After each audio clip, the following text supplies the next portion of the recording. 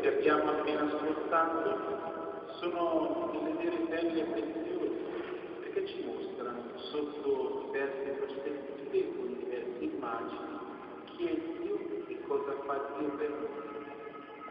La prima lettura ci ha presentato Dio come colui che è capace di trasformare uno strumento morto in sorgente di vita. La seconda lettura ci presenta Dio come opera questo passaggio, non attraverso un gesto spettacolare, ma attraverso il dono totale di sé.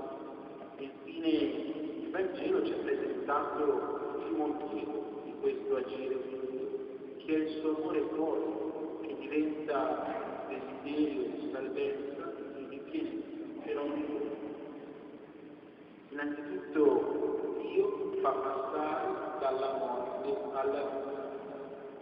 Il popolo di Israele vaga nel deserto cercando di raggiungere la terra promessa.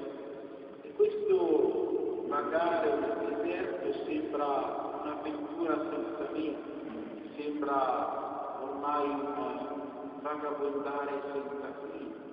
E allora il popolo pian piano inizia a rimpiangere la situazione di schiavitù in Egitto. E proprio in questa situazione, pian piano, la gente inizia a mormorare, perché imita Dio tutto ciò che non va. Ma forse se guardiamo bene dentro di noi ci accorgiamo che questa situazione non è lontana da quello che anche noi sperimentiamo. Perché anche noi a volte sembra che la vita perda il suo significato, anche noi sembra che ad un certo punto semplicemente andiamo avanti a fare delle cose che riempiono le nostre giornate e ci conducono stanchi a sera, ma che poi ci lasciano vuoti, esattamente come prima o forse più di prima. Quando cerchiamo di mettere ordine nella nostra vita, di fare spazio a ciò che conta, avvertiamo una fatica forte anche noi e siamo tentati di tornare indietro, siamo tentati di abbandonare il cammino. Quando leggiamo la nostra libertà non semplicemente come faccio quello che voglio, ma come un cammino di responsabilità, di uscita dalla nostra schiavitù, qualsiasi essa sia, la moda, il giudizio degli altri, il modo di pensare comune, la paura di uscire allo scoperto con la nostra fede, magari nell'ambito di lavoro, in mezzo agli altri, oppure pensare solo a noi e poi, in un secondo momento, a tutti gli altri. Ebbene, quando cerchiamo di uscire da queste nostre schiavitù, avvertiamo il peso e la fatica di un cammino. Ci viene da fermarci, ci viene da mormorare, ci viene da imputare a Dio la responsabilità di tutto quello che non va, di tutto ciò che non va nella nostra vita, di ciò che non va nei nostri cari, di ciò che non va nel mondo. In questa situazione di crisi, Mosè si fa mediatore tra Dio e il popolo, porta a Dio le fatiche del suo popolo e porta la risposta amorevole di Dio al suo popolo. Questo ci suggerisce la bellezza e la profondità della preghiera di intercessione, portare a Dio gli altri, non perché altrimenti Dio non si accorge degli altri, dei loro bisogni, non se ne cura, ma questo affinché possiamo portare Dio agli altri. Dio coinvolge anche noi nel suo piano salvifico, ci rende responsabili dei nostri fratelli, ci spinge ad avere occhi per vedere e ad avere un cuore per amare. E allora il serpente, da simbolo di morte, diventa sorgente di vita.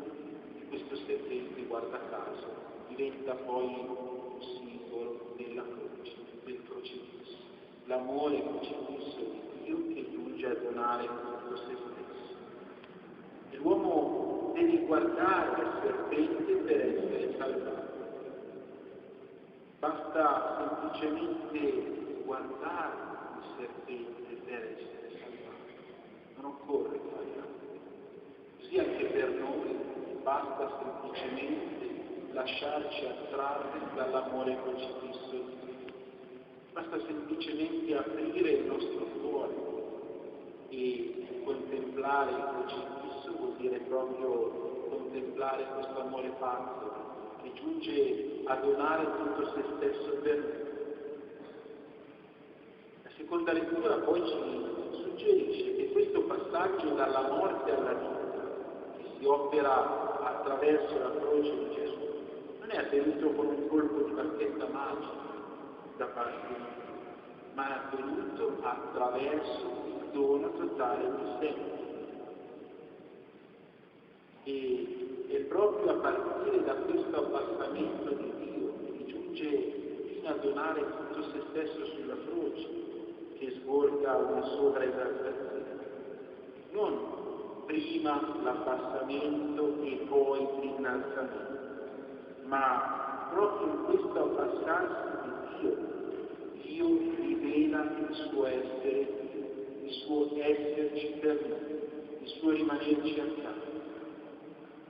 Dio si rivela come colui che tutto si dona. Il Vangelo ci parla proprio di questo donarsi di Dio, del desiderio folle di Dio che nulla vada perduto. Dio ama così tanto l'uomo da donare tutto se stesso affinché noi possiamo accogliere la vita vera e la vita buona. Dio si presenta come colui che continuamente getta fuori, si fa accogliente. E Dio accoglie soprattutto quelli che normalmente si sentono esclusi e tagliati. Ma soprattutto Dio ci vuole partecipi di questo amore così. Nella misura in cui noi impariamo a essere accoglienti, nella misura in cui noi mostriamo il volto di amore e impariamo a donarci ai fratelli, allora anche noi mostriamo il volto santissimo di guardare al crocifisso. Significa proprio imparare ad amare così.